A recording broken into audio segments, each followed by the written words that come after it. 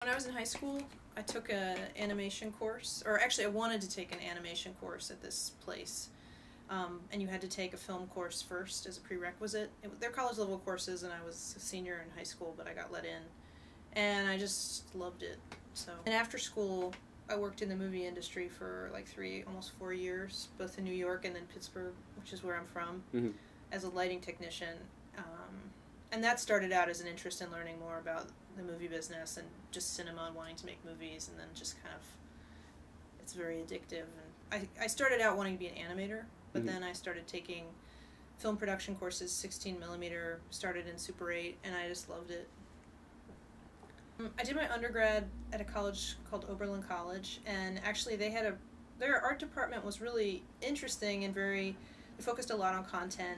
They had no media studies or media related courses while I was there. Now they do, but they just had painting, drawing, sculpture, and photography. So I did spend a year away studying filmmaking and then interning for this production company. And my first job out of college was a movie usher, and that was totally disappointing. It was like, okay, great, I got this degree and I'm working in a movie theater, but even that was like, I was living in New York City and that was exciting, so it's like, well, at least I'm here. And then very soon after that I was working on this horrible movie, but like the worst script. But what was it called? The Money Shot. Never heard of it. Oh, you never heard of that? No. Who has? And then it was actually in Pittsburgh that I started learning about experimental cinema and avant-garde cinema, because I knew a little bit because at Oberlin I had been a cinema studies minor, but I still felt like I really hadn't been exposed to that kind of cinema until I lived in Pittsburgh, because they have, it's actually that city and the place I worked at, Pittsburgh Filmmakers, has a really long tradition of supporting experimental cinema, and people like Stan Brakhage came through and made work there, and Paul Sheretz and all these people. It was another kind of education and learning about all these other ways to make film and video works, and that was where I took my first video class. And then I decided that I wanted to go to grad school, and a friend of mine had gone to UIC, and I knew I liked Chicago, so that's how I ended up here.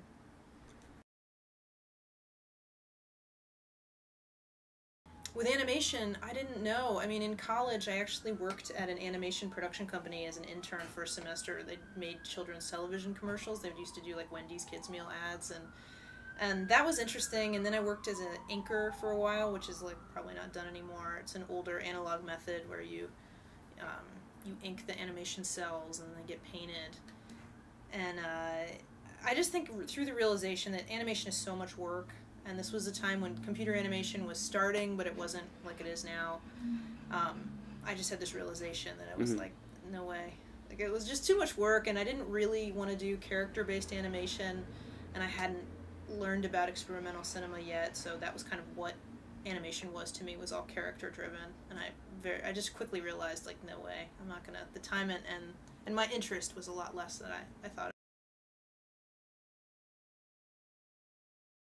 Would you recommend it to come to UIC to start off your undergrad, or would you go to a different college? I don't know. I think the moving image program here is amazing and really diverse and really strong and supportive. Even if you want to make more conventional narrative work, I don't think that's not supported. But at the same time, this is a program that's part of an art program. It's an interdisciplinary program. There's definitely an emphasis on alternative kinds of making. Our focus is definitely more content driven, even though I think we actually offer a really good amount of technical skills to the students, more than they may, I think, at times think they're getting. It's not film school, so if you want to work in Hollywood, maybe another school would be better suited if that's what you want. But I think if you are interested in making your own movies, I think it's great, because I think pushing yourself, learning different ways of working, even if later you start working in the movie industry or you make really more traditional Hollywood narratives, having this at your disposal, like being creative, is something that we're good at here. Someone told me, they said, if you want to be a director, don't work in the movie industry, just find some way to make your work, because you're not going to learn about how to make a movie, but you're going to learn about how to make a movie in terms of production, but you're not going to develop your creative ideas by working on set. And I think that's really true. You should just get some job that allows you to, develop and your skills or your creative skills and write scripts and do whatever and find some way. My interest was in meeting people that could, learning how it works and meeting people that you could eventually work with and collaborate with. And that did happen. Like, I know a lot about how set operates and how things go. And I did have friends that helped me when I made a narrative short. They were, in the short, I spent a year, when I quit the movie industry, I made a narrative short on 16 millimeter, and it looks awesome. It's like lit well, it's shot well, but the story is horrible. What's it called? The Mole. The Mole. And it's so embarrassing because it's like all the technical aspects of it are really good. That was sort of a weird moment of reckoning for me. It was like, what am I doing? And that for me was the time when I discovered all these other ways of making cinema and finding that, you could make a movie with like no money, and it didn't have to follow these rules. It was very freeing, And I think it doesn't mean that you have to suddenly become an abstract filmmaker. I think you can be a narrative filmmaker and dictate your own course, but there's something about that system that's like really regimented. Like, this is how it's done. You do this and you do that, and right. It can feel really intimidating and overwhelming if you're like just starting out. A lot of my friends from that time period still work in the movie industry, and they work on much cushier jobs like Law and Order, or No Reservations with Anthony Bourdain. They travel the world. They have interesting lives, but they're not making movies. They are, but they're technicians. Like, they're gaffers, or they're a dolly grip, or they don't have shorts that they make. Like, they just ended that part of their life, and that's okay, because it's really hard to be an artist, and some people discover that they just don't even really want to do that. They're happier letting their creativity come out through lighting or whatever, but it's something to think about, I think. Well, most of my work is in video, and a lot of my work is single channel, although sometimes I do more installation or gallery-based work.